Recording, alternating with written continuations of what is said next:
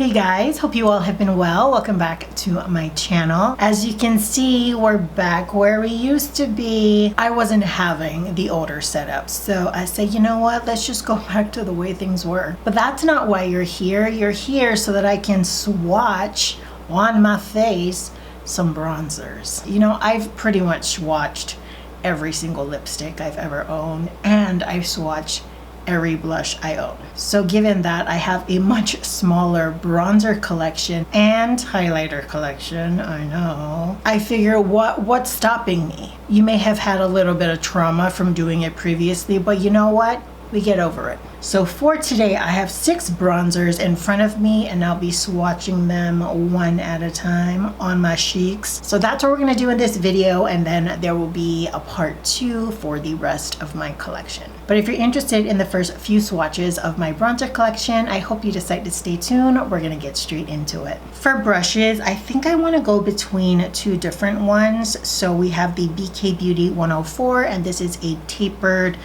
fluffy blending brush. So I can get really into the hollows of the cheek or apply some on the sides and then just kind of buff in that way. But I also would like to use the MAC 135. Many people use a similar brush to this, so I'll go between those 2. Let's begin with Hoola. So we have the original Hoola bronzer. This is what it looks like. And in the pan, it just looks like a regular bronzer. And this does give me quite a bit of color. Usually when I go heavy-handed with this, it can get a bit dark on my complexion. And if you're wondering what that complexion is, I am an NC 35 to NC 37 in MAC. I'm also a medium 80W in the Colourpop Pretty Fresh foundation. In the Fenty Beauty, I'm 240, and that's in the soft Pro Filt'r, matte Pro Filt'r foundation, I think it's called. So as you can see on my skin, this is a brown with a little bit more of an orange undertone on my complexion there. It's very easy to use, very buttery, doesn't have much kick up if at all, and just looks really good on my complexion. This is one of the bronzers that I would consider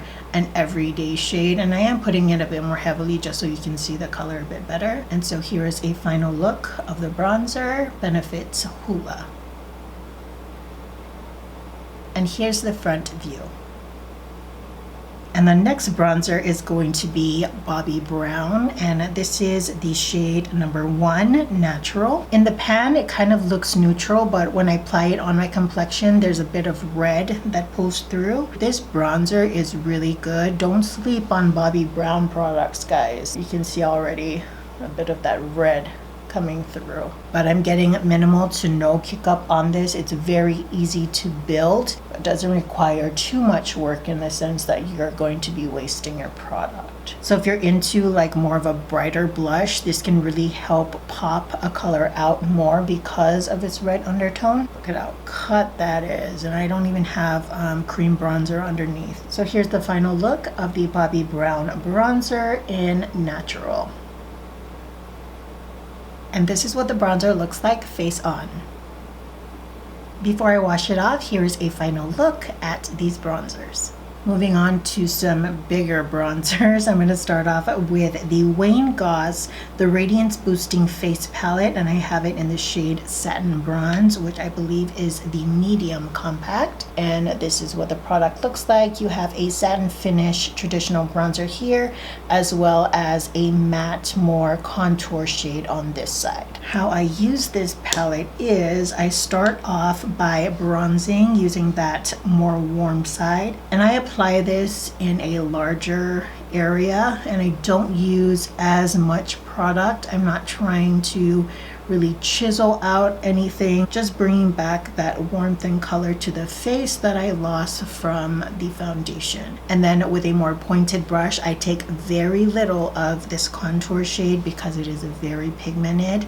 I even dust it off a little bit, and then right on the backs of my cheeks, as well as like the peaks of my forehead, is where I would apply the contour shade. And just keep building because I don't want to go too heavy-handed. It can go bad very quickly. And you can see that more cool tone contour shade right at the backs of my cheeks. So here's a final look of the Goss Radiance Boosting Face Palette.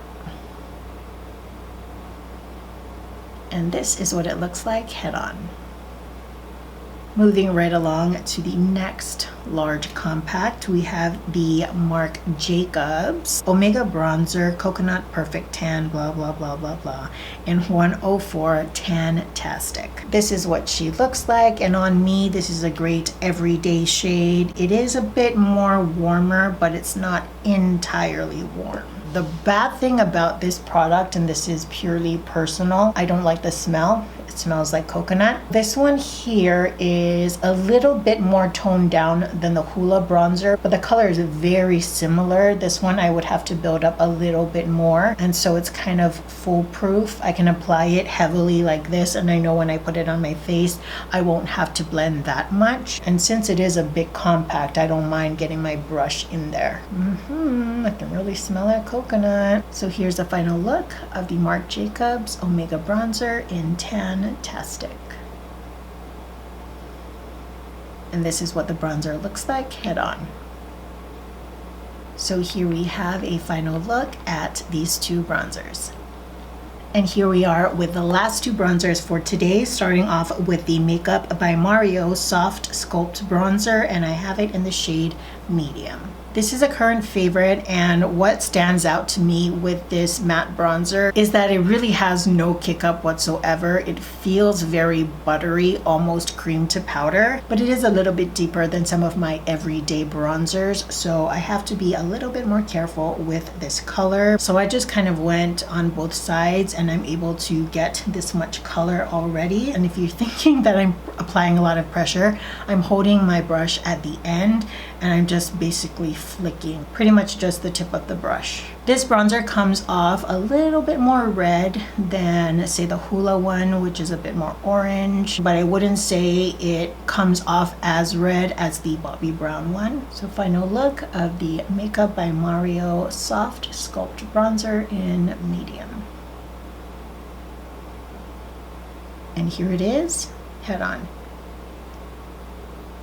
Finally, I'm going to end with Fenty Beauty's Stalk'r bronzer, and this is in the shade Island Ting. I love this bronzer. It is a little bit more orange on my skin, but ever since I got this, I always get this excitement when I'm ready to use the bronzer. It blends really well into my complexion.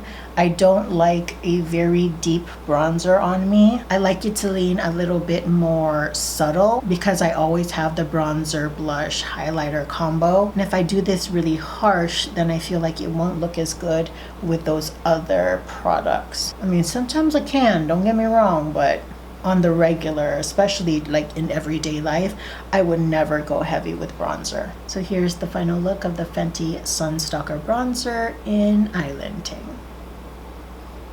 And here's what it looks like head on. And here is the final look of the bronzers. You can definitely tell how much more orange this looks in comparison to this one. This is more neutral with a bit of that red. You can't deny that you see a bit of that red in there. And there we have it, guys. That is the first set of bronzers. I do have a few more in there, as well as the MAC palette that I created myself with their sculpting powders. I feel like I need some blush. Let's go with, I'm gonna randomly pick one. Fleur Power. Anyways, guys, thank you so much for joining me in this video, and I hope you're looking forward to the rest of the series. Probably one more for bronzer, and then I'll be getting into the highlighters. If you guys like this makeup look, be sure to check me out on Instagram. That is where I post all of my makeup looks along with all the products in the caption. Till the next video, I hope you all are doing well, taking great care of yourselves. I will see you all next time. Bye, guys.